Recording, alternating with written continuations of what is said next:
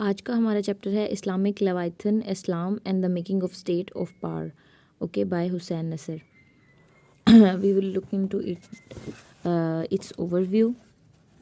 Integration of religious identity into state ideology has been a norm for the likes of among many others Pakistan and Malaysia. Integration का मतलब होता है combination, okay. Integration of religious identity यानी combination of religious identity into state ideology. Religious identity को किसी state ideology से क्या कर रहे हैं, has been a norm. Norm कहते हैं किसी स्टैंडर्ड, टिपिकली ये मामूली रिवायत जो होती है, ठीक है, किसी भी कल्चर की, ठीक है. हर कल्चर के अपने अपने नॉर्म्स होते हैं, स्टैंडर्ड या टिपिकल या usual, okay. Norm for the likes of among many others, for example Pakistan and Malaysia, ठीक है. यहाँ पे वो पाकिस्तान और मलेशिया की बात कर रहे हैं. This book unravels the path of critical transformation of the said countries from secular post-colonial states to agents of Islamization. अब वो क्या कह रहे हैं, ये बुक हमें क्या बताती है, अनरेवल्स, ये अनकवर करती है पाथ ऑफ क्रिटिकल ट्रांसफॉर्मेशन. किस चीज़ की critical transformation, said countries from secular post colonial states. Secular का मतलब होता है कि not connected with religion, okay, ठीक है. और पोस्ट कॉलोनियल स्टेट्स कौन सी होती हैं, वो states new nation states that emerge out of the process of decolonisation in the post second world war period, ठीक है.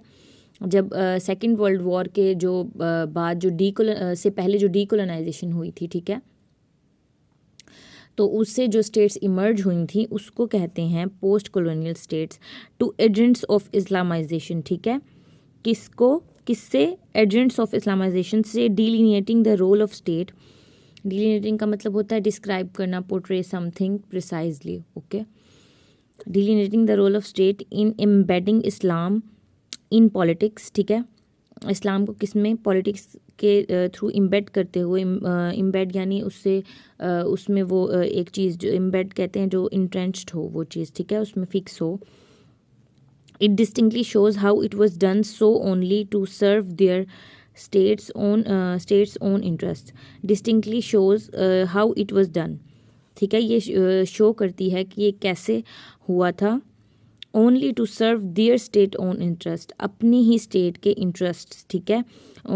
सिर्फ उनको, जाहिर है हर स्टेट को अपने ही इंटरेस्ट से मतलब होता है. And to expand its power, और अपनी पावर एक्सपैंड करने का, यानी अपनी स्टेट, अपनी टेरिटरी को एक्सपैंड करने का हर स्टेट का ख्वाब होता है. The thorough historical analysis provides apt answers.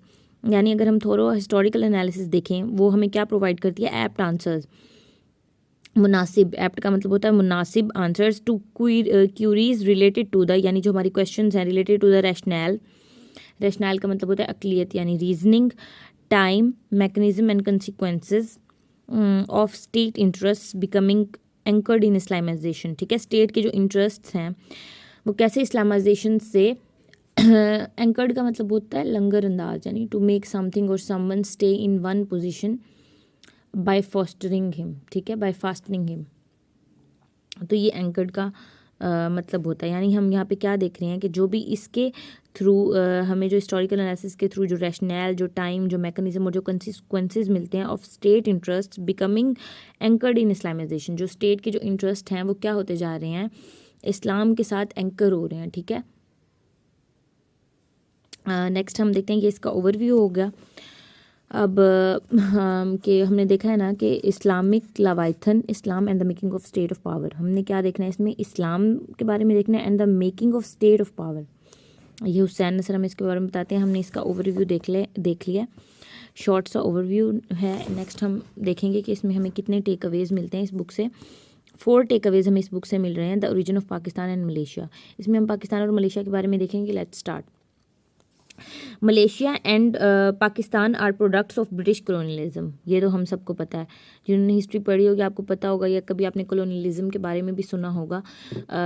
तो आप ब्रिटिश कॉलोनियलिज्म के बारे में सुना होगा. आपको पता है ब्रिटिश ने इंडिया पे भी बहुत हज़ार साल हुकूमत की है, अफ्रीका पे भी की है. ब्रिटिश कॉलोनियलिज्म की पूरी बहुत बड़ी हिस्ट्री है. ब्रिटिश के बारे में कहा जाता है, ब्रिटेन के बारे में, कि the sun never sets in Britain, ठीक है. ये बहुत बड़ी जो है एक पावर बन चुकी थी जब ये इसने बहुत हज़ार साल इंडिया पे हुकूमत की, ब्रिटिश ने, ब्रिटिश कॉलोनियलिज्म इसलिए इसको कहते हैं, अफ्रीकन्स पे की। अब हम यहाँ पे देख रहे हैं कि पाकिस्तान और मलेशिया पे भी, मलेशिया एंड पाकिस्तान क्या है, are products of British colonialism है, प्रोडक्ट्स हैं, यानी इसके थ्रू ये आए हैं। पहले ये जो है ना कॉलोनाइज्ड कंट्रीज़ थे। दीज सोसाइटीज़, इंडिया भी कॉलोनाइज था, ब्रिटिश ने बहुत मुल्कों को कॉलोनाइज़ किया है। इसके आप सर्च भी करके देखेंगे तो ये सारी इसकी हिस्ट्री इसकी आ जाएगी कि इंडिया को, इस पे मूवीज़ भी बनी हुई हैं बाकायदा के how British colonised India and all that. Africans पे इन्होंने बहुत हज़ार साल हुकूमत की है। नेक्स्ट हम देखते हैं, these societies have been entrenched in the colonial setup to such a degree that even today their societies reflect the deep impact of colonialism. Nasr क्या कह रहे हैं कि the societies have been entrenched, entrench का मतलब होता है धंस जाना, ठीक है, इतनी ज़्यादा वो हो गई हैं इन द कॉलोनियल सेटअप, यानी जो कॉलोनियल सेटअप था इतनी ज़्यादा ये उसमें जैसे कोई किसी चीज़ का इम्पैक्ट रह जाता है ना, अगर कोई चीज़ गायब भी हो जाए लेकिन फिर भी वो उस अपना असर उस पर छोड़ जाती है, तो यही इसमें नसर कहना चाह रहे हैं कि दी सोसाइटीज़ क्या है, have been entrenched in the colonial setup to such a degree, इतनी हद तक दैट इवन टुडे के आज भी देयर सोसाइटीज़ रिफ्लेक्ट, यानी जो इंडिया है, आप इंडिया को देख लें, their societies reflect the deep impact of colonialism.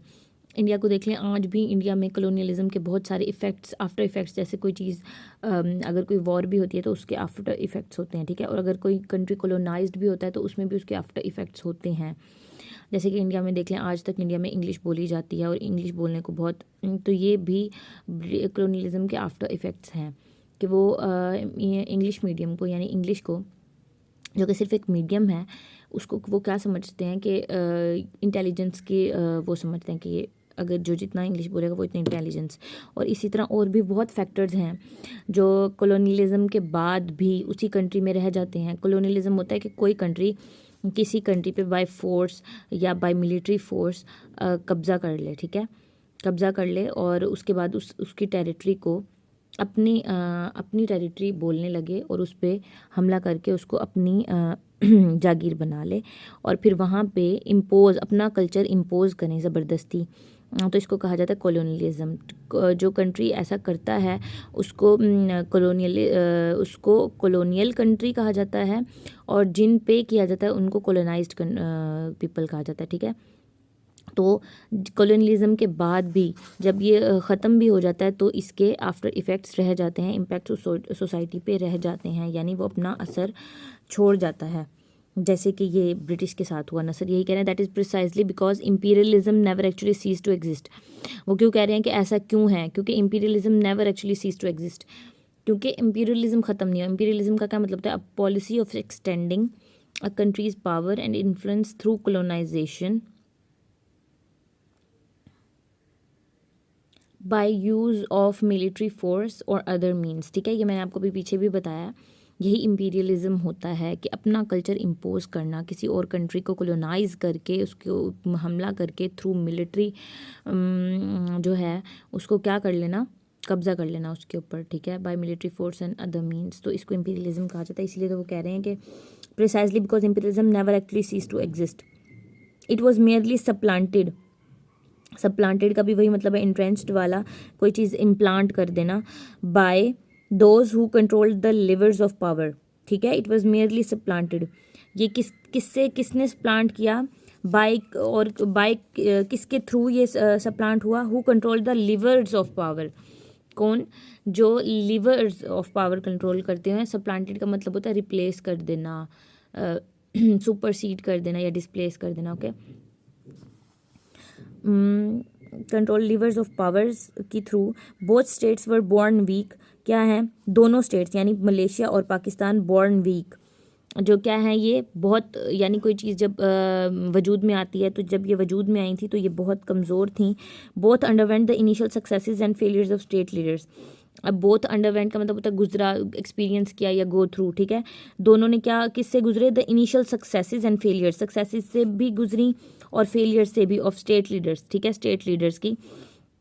And both so the state becoming theological, उन दोनों ने स्टेट को थियोलॉजिकल बनते हुए भी देखा है। थियोलॉजिकल का मतलब होता है मजहबी, ठीक है, relating to the study of the nature of God and religious beliefs, okay, क्योंकि दोनों में ही रिलीजन का बड़ा मसला है। और हम देख भी रहे हैं बुक का, हमने क्या देखा, Islamic Leviathan, Islam and the making of the state of power, इसी वक्त हम यही देख रहे हैं।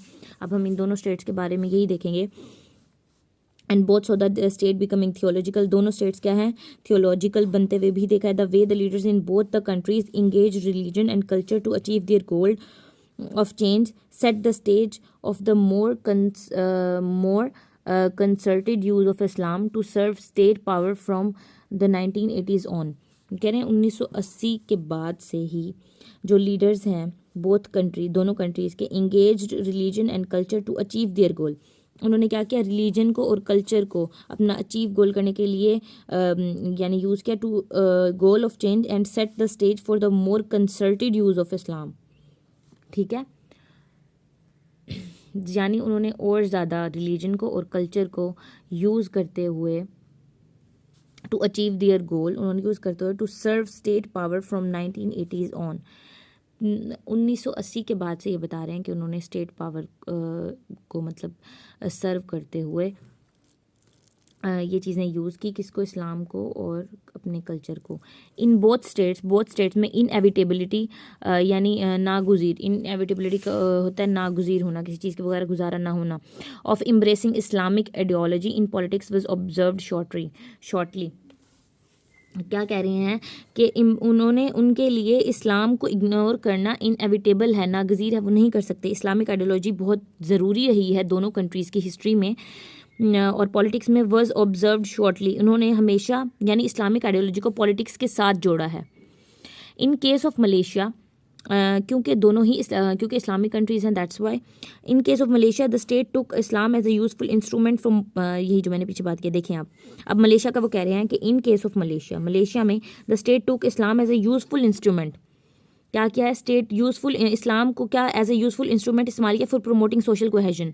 ठीक है, what is social cohesion? Social cohesion का मतलब होता है कि यूनिटी यानी कलेक्टिव बॉन्ड, एक collective bond banana through out the country, एक यूनिटी क्रिएट करना कंट्री में। ठीक है, social cohesion, discipline, solidarity and national unity. देखा, यही जो मैंने बताया, ये तीन चीज़ों को प्रमोट करने के लिए क्या किया, यूजफुल इस्लाम को as a useful instrument use किया। Similarly in Pakistan too, Pakistan में भी the state leaders swiftly succumb to the temptation of mobilising Islamic symbolism in the service of state formation. Okay, क्या किया पाकिस्तानी लीडर्स ने भी स्विफ्टली सकम्ड का मतलब होता है दम तोड़ देना, सरेंडर कर देना, to the temptation of mobilising, temptation होती है किसी चीज़ की बार बार, डिज़ायर, टेम्पटेशन का मतलब होता है डिज़ायर। ओके, ठीक है, desire to do something wrong या इम्पल्सली, इस तरह हमें टेम्पटेशंस होती हैं, जैसे इंसानों को भी टेम्पटेशंस होती हैं, तो इसी तरह इन टेम्पटेशन होता है किसी गलत चीज़ को करने के लिए आपको डिज़ायर हो। succumb to the temptation of mobilizing Islamic symbolism in the service of state formation। अब आप समझ रहे हैं, यानी सर्विस ऑफ स्टेट फॉर्मेशन, किसी स्टेट की फॉर्मेशन के लिए इस्लामिक सिंबल्स को यूज़ करना, मोबिलाइज करना उनको, और उसकी टेम्पटेशन, आप समझ रहे हैं, ये बात है। कंट्री को एक फॉर्मेशन के लिए इस्लाम को यूज़ किया जाए। दस the era commencing from independence, commencing का मतलब होता है स्टार्टिंग, जो एरा स्टार्ट हो रहा था, era starting from independence till 1969, यानी इंडिपेंडेंस से 1947 से 1969 तक, वो कह रहे हैं was a time of adjustment. 1969 तक तो टाइम ऑफ एडजस्टमेंट ही चल रहा था। ठीक है, आज़ादी के बाद से। विच इरोडेड सेक्युलरिज्म, इरोडेड का मतलब होता है मिटा देना, वीकन कर देना, डीके हो जाना। इरोडेड सेकुलरिज्म का आपको पता है, मैंने पीछे भी बताया कि डिसकनेक्टेड टू इस्लाम इन पाकिस्तान। ठीक है, विच इरोडेड सेकुलरिज्म इन पाकिस्तान, यानी सेकुलरिज्म को ख़त्म कर दिया इन चीज़ों ने, क्योंकि इस्लाम को तो यूज़ किया गया ना पाकिस्तान की फॉर्मेशन में, तो जाहिर है तो सेकुलरिज्म इरोड हो जाएगा, ख़त्म हो जाएगा पाकिस्तान से। वो तो सेकुलरिज्म तो होता ही है कि डिसकनेक्ट हो जाना रिलीजन से, लेकिन ऐसा नहीं हुआ पाकिस्तान में भी और मलेशिया में भी, ये कह रहे हैं। And rendered both states weak, rendered का मतलब होता है टू मेक अवेलेबल और प्रोवाइड और या सप्लाई, पेश किया। ठीक है, रेंडर्ड का मतलब होता है पेश करना। And rendered both states weak, और यही चीज़ ने दोनों स्टेट्स को क्या कर दिया, वीक कर दिया। ठीक है, हम नेक्स्ट, अब हमारा नेक्स्ट टेक अवे है इस बुक से, सेकुलरिज्म इन क्राइसिस, यानी अब हमने पीछे देखा है ना कि इन कंट्रीज़ में सेकुलरिज्म नहीं था, तो अब हम देखेंगे कैसे इन कंट्रीज़ में सेकुलरिज्म जो है क्राइसिस में ही रहा है। ज़ाहिर है जब होगा ही नहीं तो क्राइसिस में ही रहेगा। तो हम इसको देखते हैं। अब हम देखेंगे secularism in crisis. For example ये हेडिंग जो है ना इंडिया के लिए भी बन सकती है, उसके लिए ज़्यादा बेहतर है क्योंकि इंडिया खुद को कहता तो सेकुलर कंट्री है, लेकिन इंडिया में बिल्कुल भी सेकुलरिज्म नहीं है, क्योंकि हमने देखा है कि इंडिया में भी रिलीजन बहुत ज़्यादा, जैसे हम अभी पाकिस्तान और मलेशिया की बात करें, इसी तरह हमने इस बुक में और भी चैप्टर पढ़ा है जिसमें यही बात की गई कि India is not a secular country. और ये पूरा टॉपिक भी है पॉलिटिकल साइंस में कि पॉलिटिकल सिस्टम ऑफ इंडिया, तो उसमें भी हमने यही देखा है कि इंडिया खुद को कहता तो सेकुलर कंट्री है, लेकिन वो सेकुलरिज्म उसमें बिल्कुल भी नहीं है। तो क्योंकि इंडिया भी अपने रिलीजन से, हिंदू रिलीजन से बहुत ज़्यादा कनेक्टेड है, इवन कि वो तो हर चीज़ में रिलीजन को यूज़ करता है, तो that is not a secular country. और अब हम यही देखेंगे कि क्राइसिस कैसे आता है सेकुलरिज्म में। हम मेनली मलेशिया और पाकिस्तान की बात करें इस चैप्टर में, इस बुक में। और आपको मैं एग्जांपल देती हूँ कि जैसे कि Turkey is not a secular country, ठीक है, sorry, Turkey is a secular country, ठीक है, वहाँ पे रिलीजन से डिसकनेक्टेड है, इजाज़त नहीं है रिलीजन से कनेक्टेड होने की तुर्की में, तो वो एक सेकुलर कंट्री है। Secularism in crisis. Drastic changes in the past 1969 era created new crisis for both Malaysia and Pakistan. क्या हुआ? ड्रास्टिक चेंजेस आए किसमें? 1969 एरा में, पोस्ट 19 एरा में created new crisis for both Malaysia and Pakistan. Malaysia और पाकिस्तान के लिए क्या हुआ? एक क्राइसिस क्रिएट हो गया। The secular state began to decline. Secular states क्या हो गया? Began to decline and greater Islamic consciousness in the political arena.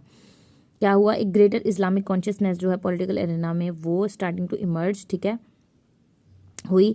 Started to emerge, देखें, started to emerge. It was also in, यानी जब Islamic consciousness और ये वो होने लग जाएगी, इमर्ज होने लग जाएगी, तो सेकुलर ऑलरेडी ऑटोमेटिकली डाई हो जाएगा। It was also in consequences of warning state authority and power. क्या है ये? क्या था? It was also in consequence of warning state. Consequence भी ये उनको पहले भी पता था कि ये जो है ना इसके कॉन्सिक्वेंसेज यही होंगे। Waning state authority and power. Waning का मतलब होता है जवाल पजीर, डिसअपियर हो जाना या डिक्लाइन हो जाना, ठीक है। वैनिंग यानी स्टेट की decline, declining of state authority and power. For Malaysia the NEP national economic policy employed in 1971 had failed, ठीक है। नेशनल इकोनॉमिक पॉलिसी जो बनी थी 1971 में फेल हो गई, resulting in an increase in Islamist activism. जिस कंट्री में भी इस्लाम जो है ना एक्टिव यानी इस्लाम एक्टिव हो जाए तो इंक्रीज़ हो जाता है इस्लाम, और ये चीज़ें इस तरह की फोर्सेस क्या होती हैं? एक्टिव हो जाती हैं Islamist forces. Pakistan even the strongest regime of Ayub Khan के दौर में was unable to contain the rising tide of, यानी वो कंट्रोल नहीं कर सके जो राइजिंग एक टाइड थी, जो एक लहर थी राइजिंग इस्लामिज्म की, Islamist demand for an end to secularism. यानी इस्लामिस्ट की जो थी उनकी डिमांड थी कि सेकुलरिज्म को एंड करना चाहिए, कि ऐसा नहीं हो सकता कि how a country can be disconnected to religion when it is already a religious country, यानी it is already a Islamic country. The end of Bhutto era amplified the crisis for secularism. Bhutto के बाद का जो एरा है, amplified का मतलब होता है एक्सपैंड हो गया। भुट्टो एरा के बाद क्या हो गया? एम्पलीफाइड हो गया, एक्सपैंड हो गया। क्राइसिस किसके लिए? सेकुलरिज्म के। Further with no ideological tools available to the state, उनके पास कोई नज़रिया नहीं रहा, नज़रिए के कोई भी टूल्स यानी नहीं रहे, अवेलेबल नहीं रहे उनके पास to the state through which to protect its position, कि वो अब इसकी पोजीशन को प्रोटेक्ट कर सकें। While the state leaders began to look to Islam itself as a panacea. जो खुद स्टेट लीडर्स हैं उन्होंने इस्लाम को कैसे एज अ पेनेशिया देखने लग गए, यानी इलाज। पेनेशिया का मतलब होता है यूनिवर्सल क्योर, इलाज।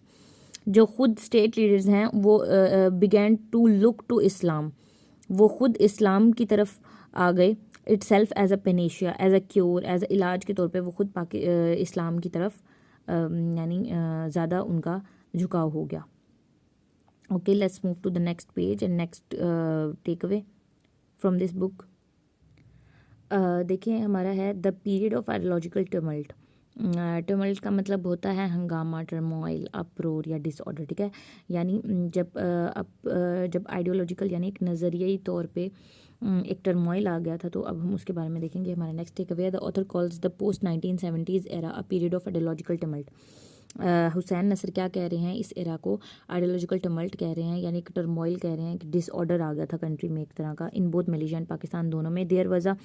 There was greater Islamic resurgence across society and in politics that was evident in greater adherence to Islamic norms in private and public lives. Malaysia और पाकिस्तान दोनों में ग्रेटर इस्लामिक रिसर्जेंस का मतलब होता है कि दोबारा पैदा होना, रिन्यूअल ऑफ समथिंग या रिवाइवल या रिकवरी ऑफ समथिंग है, ठीक है। ग्रेटर इस्लामिक रिकवरी हुई अक्रॉस द सोसाइटी में, इन दोनों में, मलेशिया और पाकिस्तान में, एंड इन पॉलिटिक्स में भी दैट वाज एविडेंट। यानी हम जैसे इंडिया में होता है और जैसे यहाँ पाकिस्तान पे भी पॉलिटिक्स में भी इस्लाम को मतलब लाया जाता है, हम पॉलिटिक्स में भी इस्लाम को यूज़ करते हैं।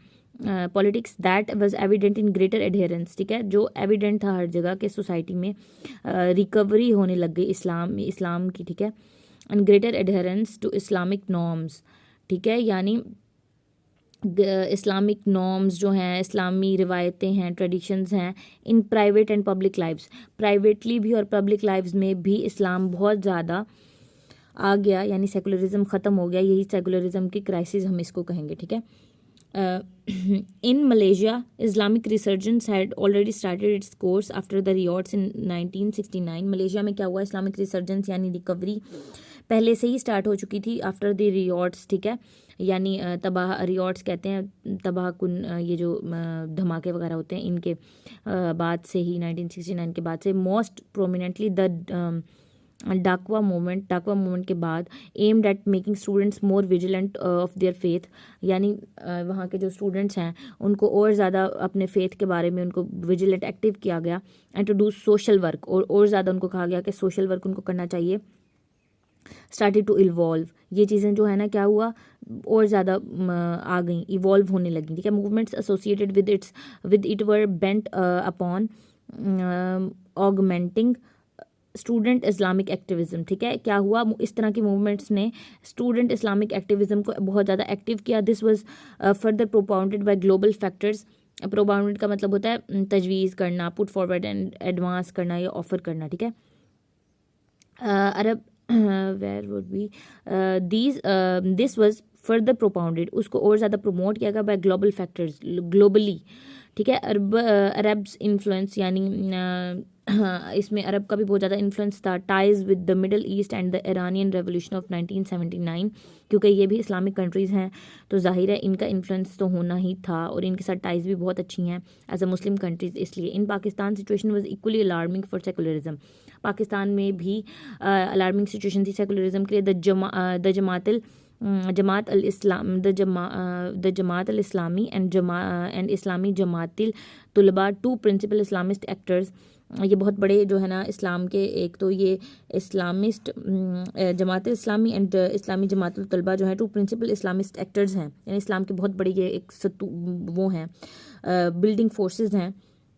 प्रेस्ड फॉर रीस्ट्रक्टिंग ऑफ सोसाइटी, इन्होंने क्या किया, इनको सोसाइटी को रीस्ट्रक्चर करने के लिए यूज़ किया गया। And politics and establishment of a state that would embody the spirit of Islamic law, यानी स्टैब्लिश किया गया स्टेट को दोबारा से, that would embody the spirit, जो कि दोबारा से इस्लाम के स्पिरिट को, लॉ को, यानी लॉज में जगाएगा। This was to such an extent, ये इतना ज़्यादा तेज़ी से ये चीज़ हुई, फैली, that the actors would go on to have an open confrontation with the government over the role of religion in politics, कि इन फोर्सेस ने ओपनली जो है कन्फ्रंट किया गवर्नमेंट के सामने कि पॉलिटिक्स के साथ साथ ही रिलीजन चलना चाहिए, कि पॉलिटिक्स के रोल ऑफ जो रिलीजन है एक किसी भी कल्चर में, किसी भी पाकिस्तान यानी इस्लामिक कंट्री में जो रिलीजन है वो पॉलिटिक्स के साथ साथ ही चलेगा, तो ये ओपनली कन्फ्रंट किया गया तब। और सेकुलरिज्म, जाहिर है सेकुलरिज्म अपनी मौत आप मर गया। Next and the last take away from this book is Islamisation redefining the course of both nations, ठीक है।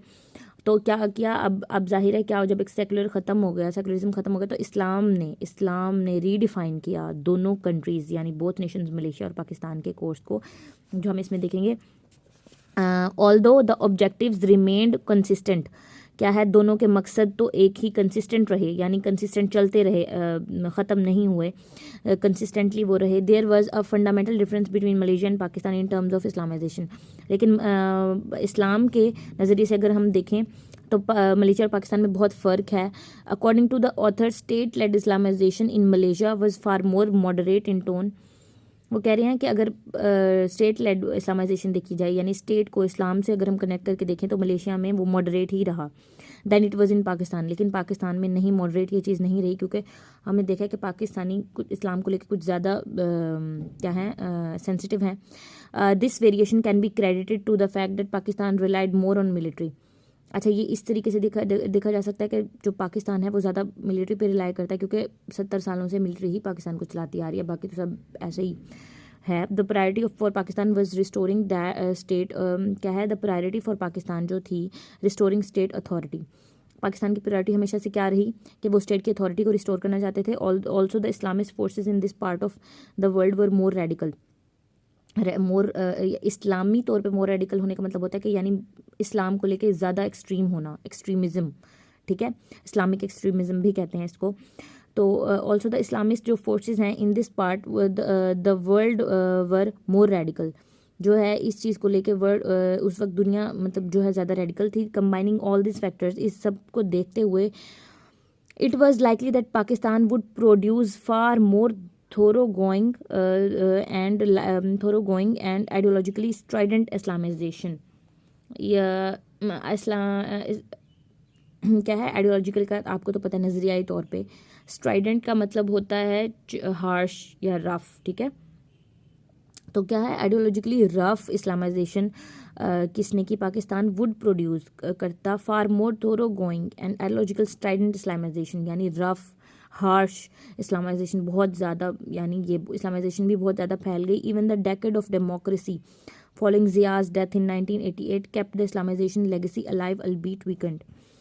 क्या है, डेकेड ऑफ डेमोक्रेसी जो है, एक जो डेकेड रहा डेमोक्रेसी का फॉलोइंग ज़ियाज़ डेथ, जब ज़िया की डेथ हुई 1988 में, kept the Islamisation legacy alive, उस चीज़ ने इस्लामाइजेशन की लेगेसी को अलाइव रखा. लेगेसी यानी एक हायरार्की जो होती है, एक इनहेरिटेंस होती है, उसको कहते हैं अलाइव. अल्बीट वीकेंड, अल्बीट वीकेंड का मतलब होता है ऑल दो वीक, यानी अल्बीट वीकेंड हम उसको कहते हैं कि किसी चीज़ को कंपैरिजन करके, किसी चीज़ के साथ हम कंपैरिजन करके किसी एक चीज़ का उसको बयान करें, तो इसको कहते हैं अल्बीट वीकेंड. यानी वो क्या कह रहे हैं, वो मलेशिया से पाकिस्तान की इस्लामाइजेशन को कंपेयर करें, तो इसलिए यहाँ पे ये लफ्ज़ है अल्बीट वीकेंड, यानी हम कंपैरिजन कर रहे हैं मलेशिया से पाकिस्तान का. कॉन्ट्रेरिली, देखिए अब आ गया contrarily, Malaysia encountered an era of great political stability. लेकिन इसी तौर पे कंपैरिजन के तौर पे मलेशिया ने क्या किया, एक ग्रेट एरा पॉलिटिकल स्टेबिलिटी का इनकाउंटर किया. फ्रॉम 1981 से टू 1997 तक इट मैनेज इस्लामिज्म एलोक्वेंटली. इसने क्या किया, मैनेज किया इस्लाम को एलोक्वेंटली, यानी फसाहत से. एलोक्वेंटली का मतलब होता है इन अ फ्लुएंट और परसुएसिव मैनर, ठीक है. एंड कर्ब्ड एक्सट्रीमिज्म, कर्ब्ड का मतलब होता है टू कंट्रोल और limit something that is not wanted, यानी रिस्ट्रेन कर देना, होल्ड बैक या फाइट बैक, ठीक है. कर्ब्ड इस्लामिज्म, उन्होंने क्या किया, लिमिट किया, कंट्रोल किया इसको एक्सट्रीमिज्म को. And the state set out to draw clear boundaries for Islamic activities and social institutions. यानी इस उसमें मलेशिया ने स्मार्टली काम किया और उन्होंने क्या किया, एक बाउंड्रीज, क्लियर बाउंड्रीज ड्रॉ कर दी, सेट कर दी फॉर इस्लामिक एक्टिविज़म के लिए. यानी कितना ये एक मॉडरेट तौर पे ये चलेगा इस्लाम कंट्री में. एंड सोशल इंस्टीट्यूशंस के लिए भी उन्होंने मॉडरेटली मलेशिया पाकिस्तान को इस्लामाइजेशन को लेके चला. Move to the next page. Nonetheless, the era of Islamization having lasted for almost 2 decades for both Malaysia and Pakistan. 2 decades में मलेशिया और पाकिस्तान में इस्लामाइजेशन रही. Deeply influence the working of the state, deeply influence करती हुई working state को. The author describes it affected the scope of state of powers, policy making and reach into society. किन 3 चीज़ों को इफेक्ट किया, स्टेट पावर्स को, policy making को, reach into society को। Islamisation redefined state society, Islamisation ने क्या किया, रीडिफाइन किया स्टेट सोसाइटी को, रिलेशंस को, and change the balance of power. किसको चेंज किया, बैलेंस ऑफ पावर को चेंज किया बिटवीन द टू, ठीक है।